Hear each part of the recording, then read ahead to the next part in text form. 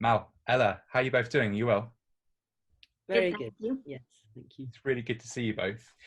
We're starting our films by asking contributors to introduce themselves and give us a sense of the work that they do. Ella, maybe could we start with you, please? Of course, yeah, thank you. My name's Ella Hawkins. I recently finished my PhD, and my PhD research looked at costume design for Shakespeare, specifically so-called period dress productions. So how and why modern day designers adapt and recycle Elizabethan styles of dress in their designs for Shakespeare. Brilliant, thank you. Mal. Yeah, I'm Mal. I also have a surname. I'm Mal Parry. I primarily work as a designer, including for Shakespeare. I've designed at Shakespeare's Globe, and Ella wrote about that in her PhD, which was very gratifying and made me feel very real and proper and seen. Yeah, I'm sort of midway through a PhD that has changed an awful lot since my original proposal. But yeah, it's basically kind of about using the queer performing body as a methodology for historical research. Do you mind if I ask you to unpack as a methodology?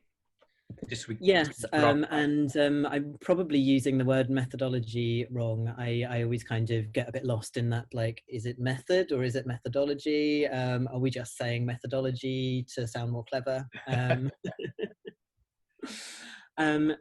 Yeah, I suppose it's about kind of, I suppose, starting from the position that it feels important to attempt to locate queerness and transness in history, because gender non-conformity and sexual non-conformity has like very much been erased, and where we're at now, it feels important to kind of look back, as in order to kind of help us understand ourselves better now, to think about about future ways of kind of knowing and living gender, but also kind of accepting that locating queerness and transness in the past is literally impossible, not just because of the erasure, but because these things are historically contingent and historically constructed, and yeah, sort of somebody gender non-conforming in 1600 would not think of themselves in the same way as they would now, or even, yeah, I mean, the way I think of myself now and the way I think of and experience and live my gender identity is like kind of wildly different from how it was sort of even 10 years ago. But sort of conversely, thinking about gender in 1600 sometimes feels more helpful to me than thinking about gender in 2000s. I find a lot of useful things in the past. So yeah, it's sort of about kind of holding that impossibility, and sort of dealing with that impossibility by thinking traditional historiographic practice isn't really going to help me here, but perhaps there's some more sort of playful and queer and not very academic ways, shall we say, of kind of going there, and I use bodies, I use my body to do that. Yeah, and I guess maybe across this film we might put pressure on the idea of what is academic and what isn't, and what's exciting about both of your work is you're extending that concept, but maybe kind of non-traditional academic ways of thinking, and that sets us up really nicely, I think, for thinking about the boundary between design and the weird worlds of knowledge making and knowledge checking and knowledge researching that we're going to be thinking about. Since Ella, I think this is our first film in which one contributor has studied another contributor. So that's something super weird. I pretend Mal is not here. Ella, do you mind telling us a bit more about what it is like not only to work to work on the work of people who are contemporary and live? You know, I spend my time hanging out with dead people, so I find that's exciting and new to me. And also to work on the work of people with whom you are in correspondence. Do you mind telling us a bit about how Mal's work ended up speaking to yours? Absolutely. Yeah, it's a huge responsibility and something that I feel very, like I must be very careful about and feel strongly about being very careful about. It's been a real pleasure to talk to people about what they've been doing, which is a thing you can't do with dead people so much, is I can interview Mal and I can say, like, what were your thought processes when you created this production or this costume? Like, where did that come from? What were your kind of source images? Because often we see the final product and we don't necessarily see all the different stages that went into that and all the different kind of broader ideas and kind of cultural movements that they come from. So being able to interview many of the people I wrote about was a kind of essential way of doing that work, to kind of put that all together into one really clear picture. So Mal and I met over Twitter, I think, didn't we? I tagged you in a post saying that I was writing about your work, and we managed to make contact, and we had a really lovely interview. Yeah, and it's a way of working that I think I wouldn't be without now. It's combining that element of kind of conversation with kind of the archival research, which is piecing together those documents of kind of source material, drawings, understanding what those conversations were that happened behind the scenes, in order to feel like I'm able to write about that and to analyze that in order to sort of give a perhaps sort of academically rigorous insight into what those practices were and how they worked, but also to just kind of do them justice and to make sure that they're available for people to write about. Because so often design is an increasingly, widely studied area, but it's very much still in development, and often these materials, such as the conversations, they get lost. So kind of bringing those into the middle of the conversation, I think, is really important moving forward. Yeah, that's brilliant. Thank you. I really, really love that. And would you mind, I know this is awful because Mal's right here, but would you characterize Mal's work or tell us about where it sat in the overall work you were doing?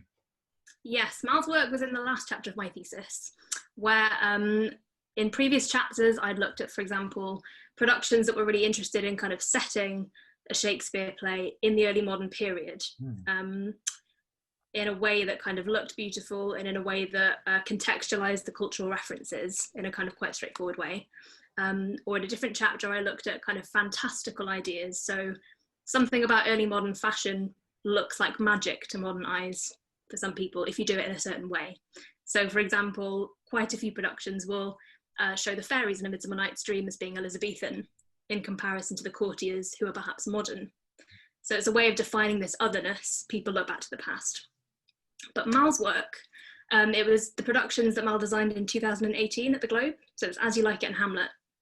And there was this, it was like in 2018, there was this moment where multiple productions went for this really eclectic, mixed period approach to design. So it was combining kind of bits of early modern fashion with modern fashion, mixing it all up in different ways and using that to communicate particular ideas or to tell the story in a certain way to modern audiences.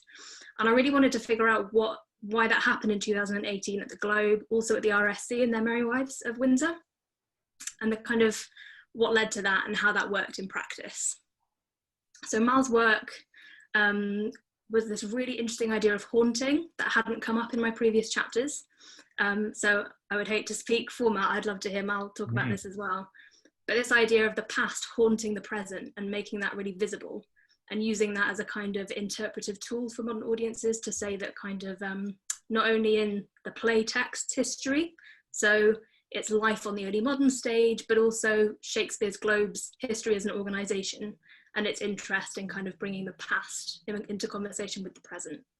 And in some cases, in the As You Like It, the design for Rosalind, went on this trajectory within the play. So it wasn't just a kind of overall concept that was saying like this production, it's past, it's present, we're kind of bringing those things into one space. It was also about saying this character is going on a journey that has a beginning and a middle and an end, and coding those historical garments in a way that subtly had the audience constantly kind of negotiating their understanding of who Rosalind was and where she came from, where she finished. So there was so much to unpack there, and I loved writing about it and talking about it. Yeah, thank you, Mal. I hope that wasn't super weird. I apologise if it was. It's fine. I just went to my mind palace. Well, I kind of want to hear from both of your mind palaces.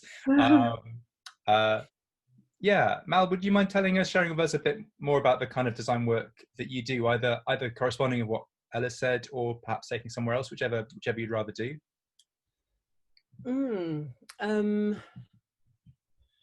Like when you say more about my design practice, sort of, if you were to characterize the design work that you do, or why you do it, or how you do it, why I do it, that's such a brilliant question. I was really struck by Ella's account is very historically grounded, right? So the kind of 2018 as a kind of moment in which costume and time periods change in their significance.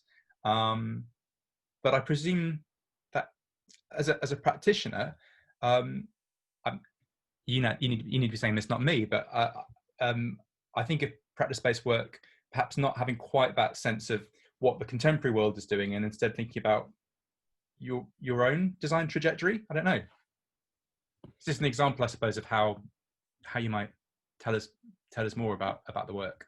Yeah, I mean, so I have been kind of thinking quite a lot recently about kind of my own perspective as a designer, and yeah, kind of considering that, I suppose. It's interesting. It's been kind of coming up quite a lot in conversations I've been having recently around some of the work that I've done, and what I might kind of specifically bring to the table as a queer designer and as a trans designer. So I think when I was training, like nearly 20 years ago now, there was this sort of sense that I feel like there was a kind of sense that we were supposed to be like blank slates and very kind of pure, like channels, and kind of who sort of channeled the holy words of the playwright, and sort of didn't really put anything of ourselves into that. And like, of course, that's nonsense. Of course, everyone puts lots of themselves into something. And I think like that's, you know, that should be enjoyed, that should be embraced, and but also kind of, you know, analysed. And so yeah, I've kind of been thinking quite a lot recently, I suppose, about what maybe makes my practice as a trans person different from that as a cis person. And I sort of realised really that I'd always been thinking about and looking about gender embodiment and gender performativity and the way kind of gender is manifested on stage, and you know, particularly in terms of clothing, and the interactions between clothing and body and space, and you know, different kind of costumes relating to each other in a space. And that's something that I'd always been exploring, kind of even before I was really kind of, you know, able to kind of be out to myself as a trans person. I was sort of working through some transness perhaps in my work, often in like quite sort of subtle ways that an audience probably wouldn't sort of think of as a form of queering, but nevertheless, I suppose, just like, yeah, the way gender is represented on stage was just always very important to me. I think that's kind of led to me thinking more recently about all the ways in which design is always already queer, to use the always already phrase that queer theorists love. Yeah, just the way design kind of is always kind of queering time and queering space and queering the ways in which we experience those. That's great. Thank you very much. I sort of sense that this part of the conversation might now haunt, to use Ella's word, the rest of the conversation, and I'm hoping that it will, but it might set up a space for us to maybe return to some of these ideas. But we said we would cover some kind of basic questions as well, and I guess this basic question feels even more exciting after the conversation we've just had.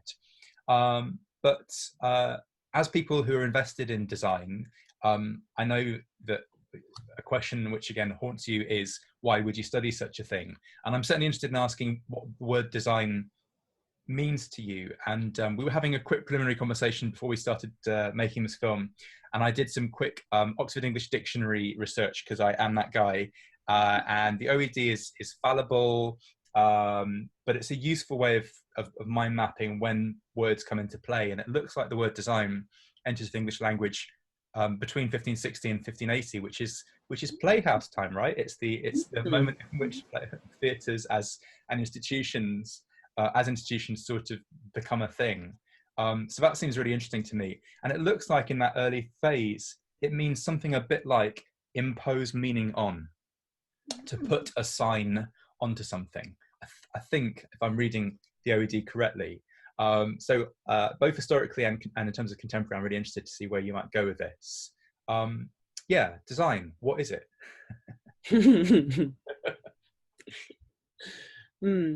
Well, I mean, I think a lot of designers kind of feel that what we do is often a bit sort of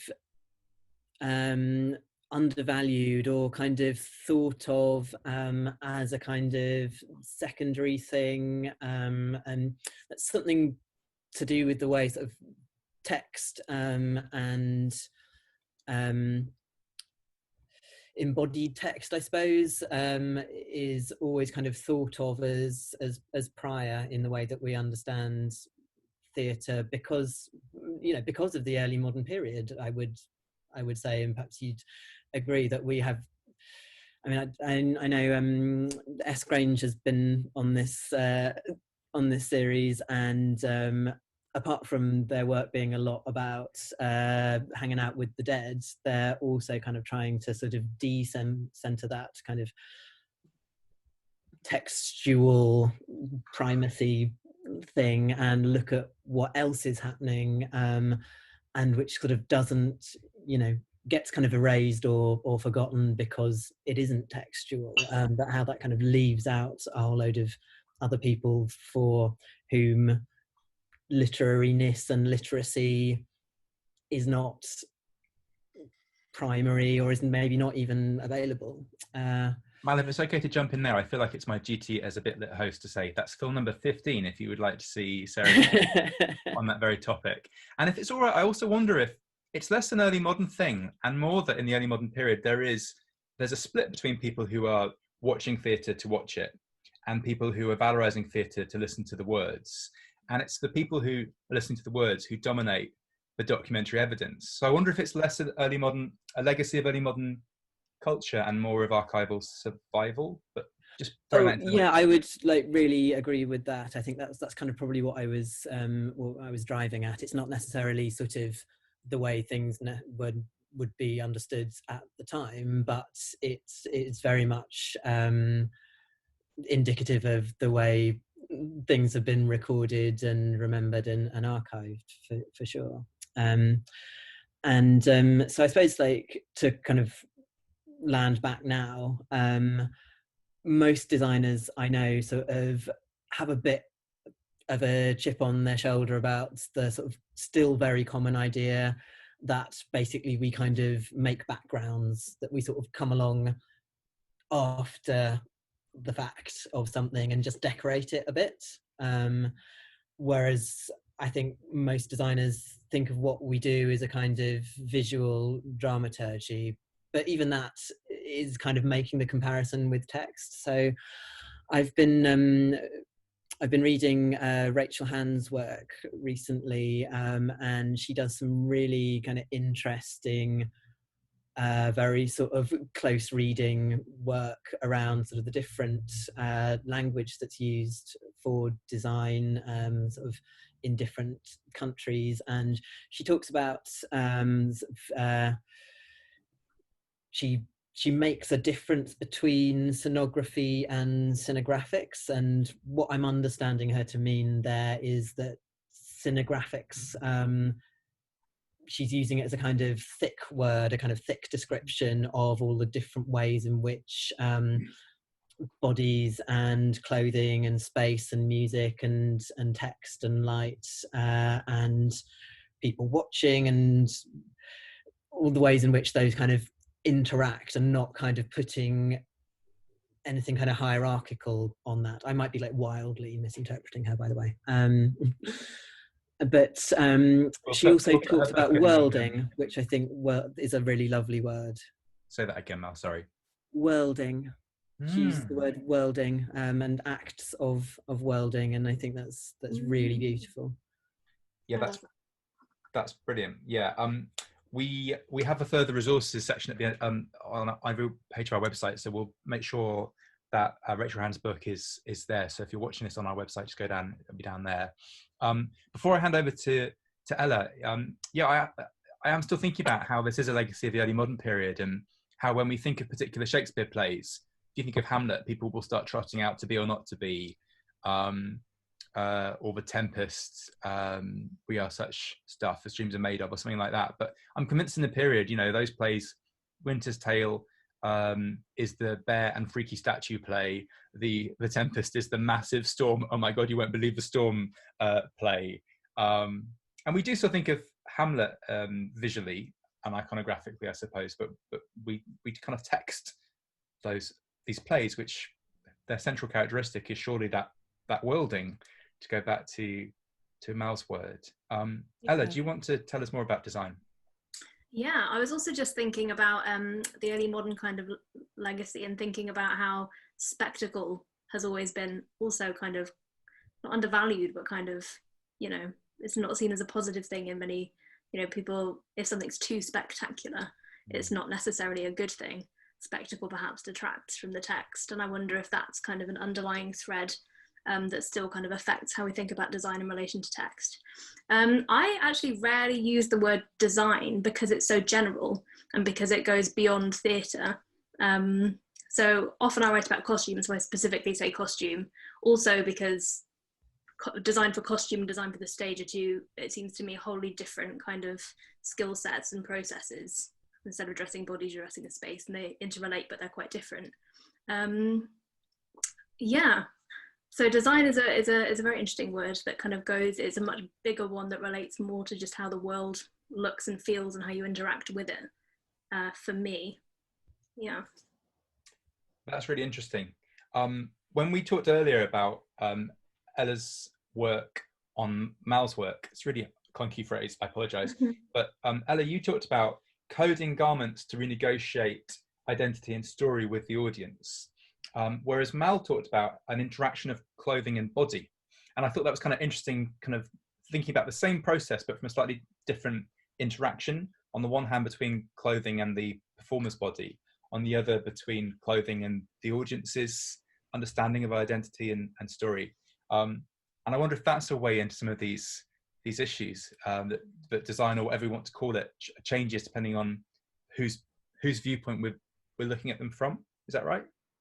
Yeah, that's a really nice thing to pick up on. And yeah, if I'm ever kind of teaching or sort of introducing people to design process and design concepts, like pretty much the first thing I invite them to consider is the audience, and kind of casting the audience in a sense. Like, are they kind of on the outside looking in? Are they part of that world? And you know, that's not just kind of conceptual or metaphorical. That's like literally in kind of spatial practice. Like, for instance, in the Globe, they sort of almost wrap around the stage, but some of them are kind of on the ground looking up. Some of them are kind of quite a bit further away, sort of beyond a sea of bodies, looking over other people's heads, and on an eye level. Some people are kind of even further away and sort of looking down. And just, you know, the way you are spatially affects the way you experience and interact with what's on stage, kind of emotionally. Another interesting thing about the Globe is that the audience are like intensely aware of each other, or of each other's bodies, which, like, I'm just having a little pang thinking about it in these times when we're not allowed to be close together.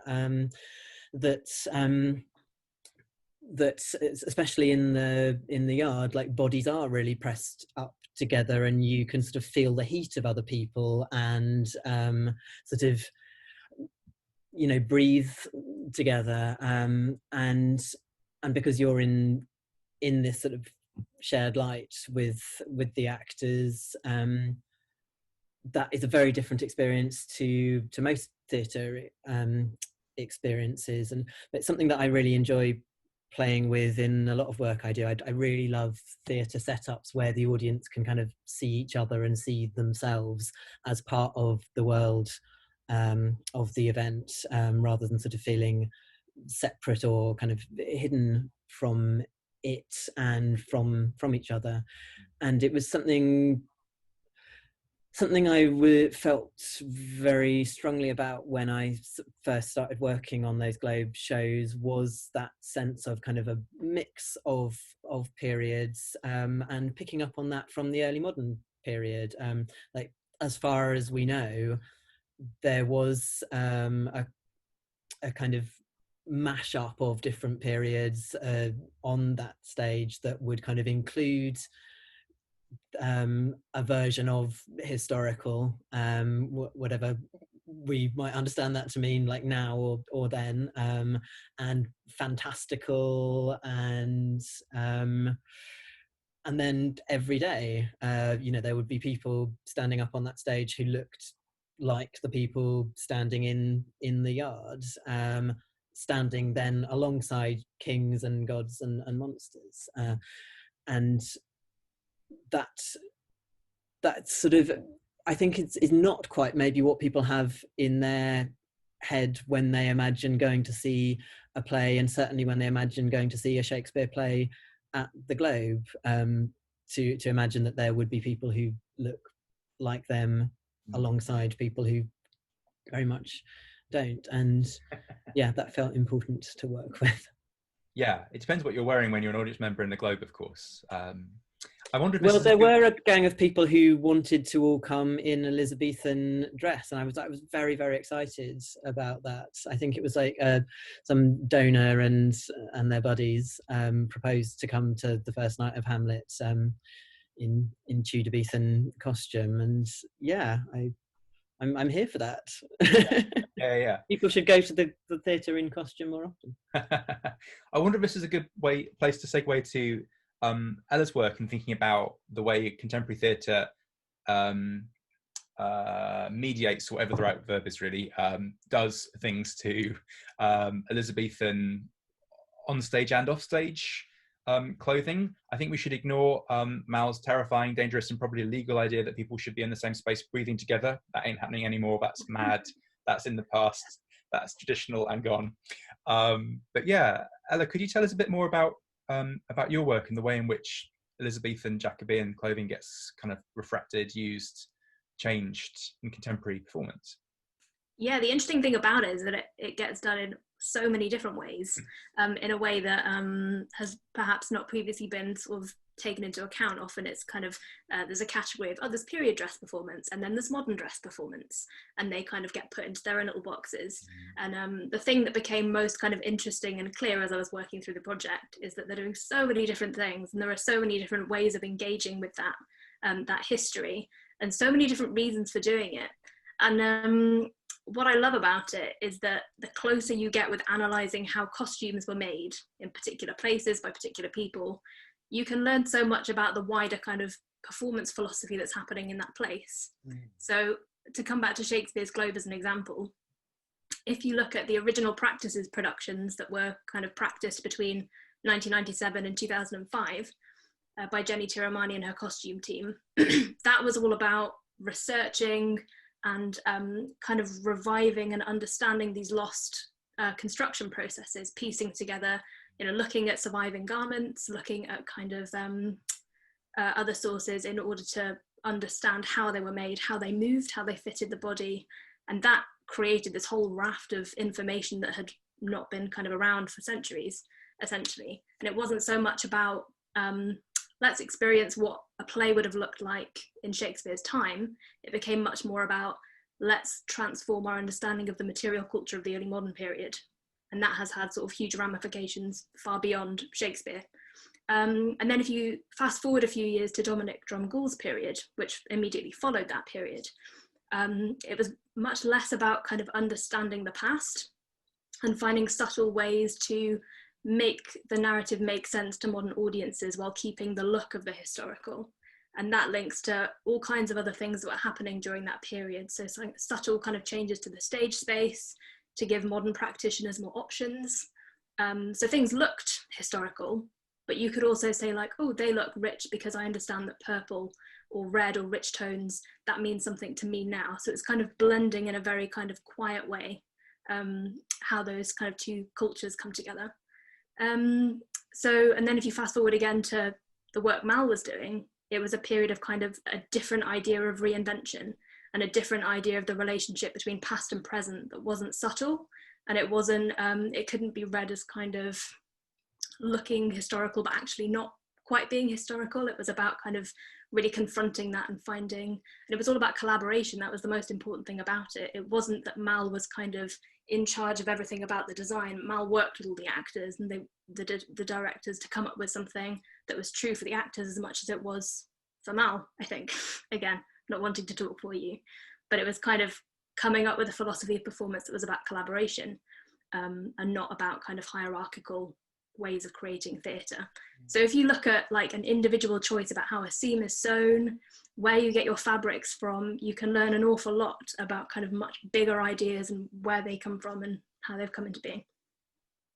Yeah, great, thank you. Mal, did you want to add to any of that? You don't need to. I just, I'm aware you keep being spoken about. I was actually, yeah, no, it's just really nice to hear people talk about design so kind of thoughtfully, really. I was like, I kind of want to recommend Ella's work. Like, is it going to be published in a way that like more people can access it? Because I just want all my design chums to read it. It's like, it's just some of the nicest writing I've read about design just ever, really. I mean, I know I'm biased because it says lots of nice things about me, but oh, thank you. Yeah, it's available at some point. Amazing. I'll announce when I can. I'm kind of like reaching and groping for this book. Have you read this one, Ella? No, that looks great though. Yeah, I've been really enjoying the way basically it's kind of like really, it's like it's kind of close reading of objects basically, and it kind of made me think of it when you were talking about how much you can learn from like a seam or or the way something fastens, and yeah, so it sort of does some. There's a really fun chapter about cod pieces, and sort of the difference between the ones that are more phallic and the ones that are more I think testicular. and kind of which one Henry VIII had, and how that kind of plays into a lot of kind of anxieties in the age about legacy and the sort of generation that of Tudors. And also says that it was apparently kind of common practice to use them as pincushions, which just creates more questions really than it answers. Presumably not while someone's in them. I don't know. It's unclear. Okay. Apparently, like there was a statue of Henry VIII that was in the Tower of London for a long time, wearing his clothing. And so this was like in sort of in the late 1600s and 1700s. This, I'm not sort of talking about sort of modern heritage tourism. This was like, yeah, old-fashioned history, historical history. And but yeah, apparently in those days you could go and you could have a look at Henry VIII's kind of mannequin. And there was like a secret button in the ground that if you trod on it, it would reveal his codpiece, and it was good luck to stick pins in it. Gosh. Wow.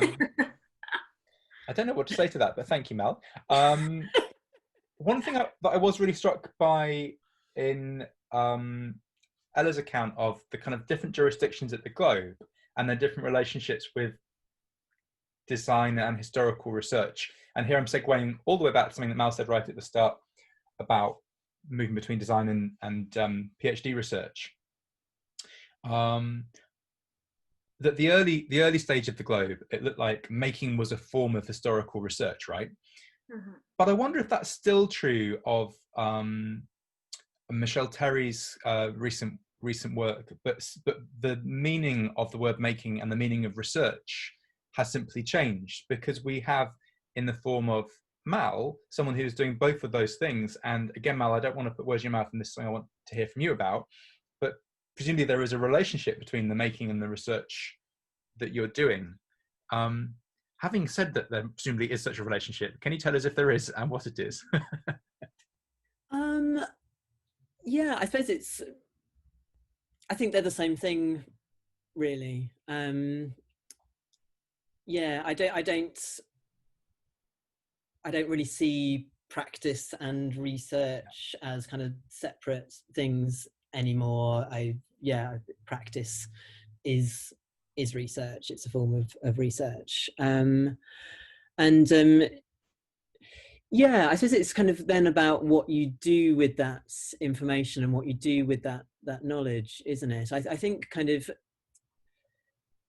I definitely learn all sorts of things, and it made me think about the plays in lots of different ways, and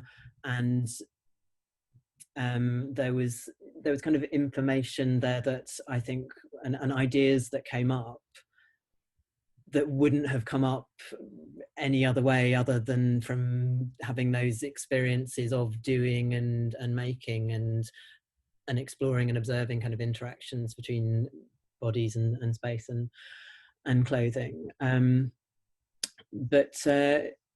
Yeah, sort of, I think that would, I don't want to speak for the actors, but I'm sure that yeah, they had experiences and sort of and knowledge was produced that informed their understanding of the plays and their performances. I mean, because that is just what costume and design does anyway. But yeah, I think you never quite know what you're going to know till you know it.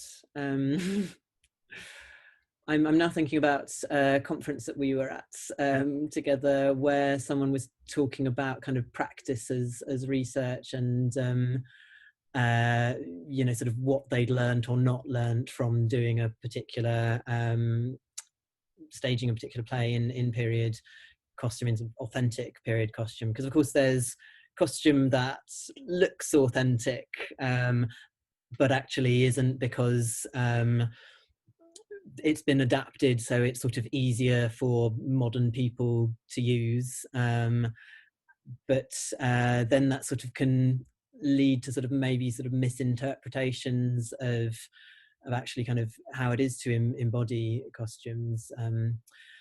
And I think, yeah, they were talking about sort of timings and how trying to sort of figure out whether certain forms of doubling were possible, and so on, based on how long it takes to get in and out of costume. And I think they sort of concluded that the doubling that they had in mind wouldn't have been possible because of the time it took to get in and out of those costumes. But unfortunately, they'd only done it once, so they didn't have that thing of, well, if you've been putting these costumes, these clothes on your entire life, you probably know how to put them on a bit quicker. And also, anyone who's kind of worked in theatre will know that the first time you do a quick change, like, everything's on fire and it takes forever. And then, like, sort of the second, third, fourth time, it's a walk in the park. Yeah, and the thing I'd add to that is the text itself is malleable, right? And if you want to double those two characters, you just put some more text in, or make sure the text takes long enough, or have some music, or you just do something. Yeah. Well, I mean, that kind of brings me back to As You Like It, and the way that, like, if you're just reading it on the page and you get to touchstones, kind of the first cause and the second cause speech, you're just like, what is this? Why has everything basically stopped so this guy can talk about nothing for a couple of pages? Like, if you're doing the play, or if you're reading it as a designer, you're like, oh, that's the bit that's going to give us enough time to get Rosalind out of a Ganymede costume and into a really fancy wedding dress, and the amount of time this is taking. And in fact, I would argue that it's probably written in a way that allows for a lot of improvisation and a lot of elasticity, because it's kind of, it's a clown's speech, and it's written for someone who would be used to clowning and improvisation. I would say that, yeah, that means you kind of, if you kind of think about the materiality of those moments, you know the play in a different way, and it sort of brings you closer to the people making those plays in the first place. And I would say that's probably quite an obvious example, but there are so many kind of moments like that, and, like, I'm aware we're running out of time, so I won't give any more examples, but that is a kind of, to me, that feels like a kind of hauntedness, that suddenly, when you're actually grappling with the material conditions of staging these plays and not just thinking about the words as literature, if you're thinking about them as one part of a kind of a machinery,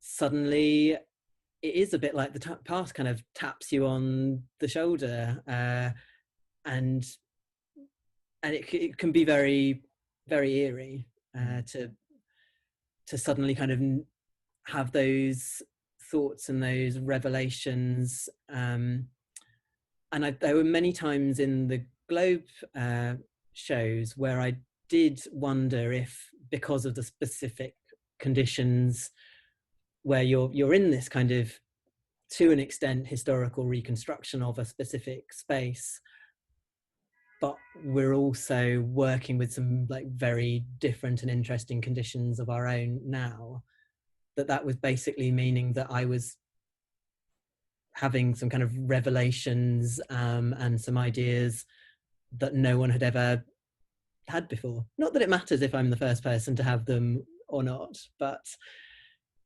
yeah, there were these moments where it would feel like kind of the telescope of time kind of collapsed. Wow. I want to wrap the conversation up now, if that's all right. But Ella, did you want to add anything to that before I summarize and then ask our final question? No, that's fine. You go ahead. Well, the thing I've really enjoyed from both of you is, I mean, Mal referred earlier to the way design often gets seen as something that is secondary to text and belated, something that happens after text. And I've really enjoyed being asked to think about design as a primary driver of creativity. And again, it wouldn't matter if that wasn't an historical thing, but I'm convinced it's an absolutely historical thing. And this model we have that a writer writes something and then a company perform it just seems completely wrong. And there's plenty of evidence in the period of companies basically going, we want a play which does this.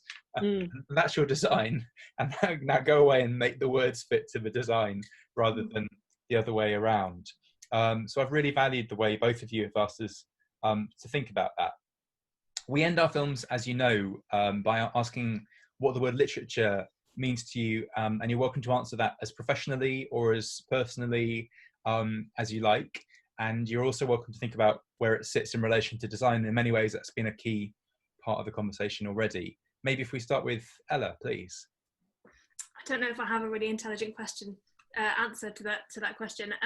The written word and something concreteness about it, with its links to kind of a literal interpretation or a kind of literal reading of something, a kind of directness that's not so kind of malleable, I guess. Although that doesn't seem right compared to what, you know, literature actually is. But something about that written word, concreteness and directness. Thank you. I love it. Literature is concrete. I'm going to put that on a t-shirt. Mal. I knew you were going to ask this, so I've been trying to think about what it does mean, and I'm not sure. I think I'm kind of suspicious of it. I rightly or wrongly, for me, it kind of lands as a word that maybe kind of stands in the way of experiencing something. I thought you could end the sentence there. Experiencing. yeah, I think it might be a word that kind of stands in the way of experiencing, in that it kind of puts this sort of false primacy on the word and then gives it an even fancier title that maybe kind of leaves out a lot of stuff that isn't that. I mean, I love words and I love language, but I'm also aware that we live in a kind of culture that somehow sort of puts a lot of value on them, perhaps to the devaluing of other forms of knowing and other forms of experience, and definitely like erases, if that's sort of the primary way that we know and that we do history, then there's so many people that we lose through that. Yeah, thank you. Literature is raising concrete is what's going to go on my t-shirt. I quite like that. I like that it's a t-shirt as well. That's like, then that'll be a kind of material embodied experience. Well, I might need some help making it, you two. Thank you both very much. It's been really fun. I like how we've challenged lots of different binaries. I never thought one of the binaries was going to be phallic and testicular, but there we go. Well, hang on, we can't end it on that note. That's a terrible thing. So thank you for making us think about design. Let's get back to design. Visual dramaturgy, and as Mal says, that's a problematic phrase, but it's a useful way of thinking about it. Acts of wording. Been wondering about the difference between worlding. Worlding. As in like the world. Yes. Thank you. God, I got the word. I put the word "word" in the way of the word "world." Acts of worlding, and I've been wondering about how that relates to the sort of sci-fi notion of world building you often hear in relation to fantasy. Yeah, I use that phrase a lot. Yeah, I think it's a really important phrase for all kinds of art. Yes, I've really valued this conversation. I will be haunted by it in a good way for a long time to come. So thank you both very much. Cheers. Thanks.